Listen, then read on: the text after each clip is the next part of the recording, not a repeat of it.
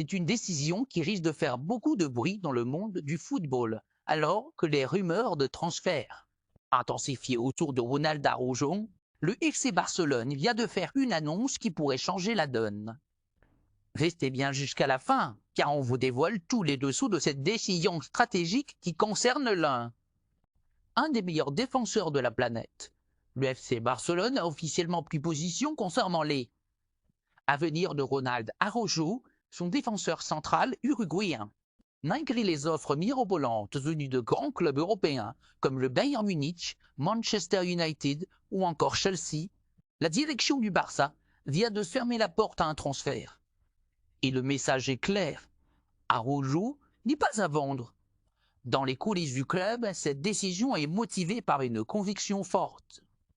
Ronald Araujo représente l'un des piliers les plus solides de l'effectif actuel, tant sur le plan défensif que sur le plan mental. Le staff technique et la direction sportive sont unanimes. Aucun autre joueur dans l'effectif ne possède ses capacités physiques, sa lecture du jeu exceptionnelle, sa combativité sur chaque ballon et son esprit de leader naturel. Une source proche du vestiaire aurait même déclaré « Quand Araujo est sur le terrain, toute la défense respire mieux. C'est un mur infranchissable, un vrai gladiateur. » Le club voit en lui plus qu'un simple joueur, un futur capitaine, un leader du vestiaire et un modèle pour les jeunes. C'est pour cette raison que Barcelone veut bâtir son avenir autour de lui, en lui confiant un rôle central dans le projet sportif. Ce choix est aussi un message fort envoyé au monde du football. Le Barça n'est plus un club qui vend sous pression, mais une institution qui protège ses joyaux et croit sa vision à long.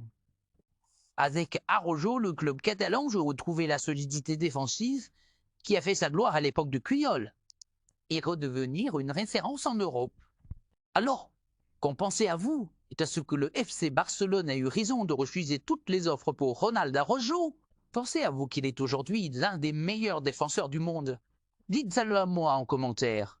N'oubliez pas de liker, partager et de vous abonner pour ne rien manquer de l'actu football. À très vite pour une nouvelle chronique foot sur la chaîne.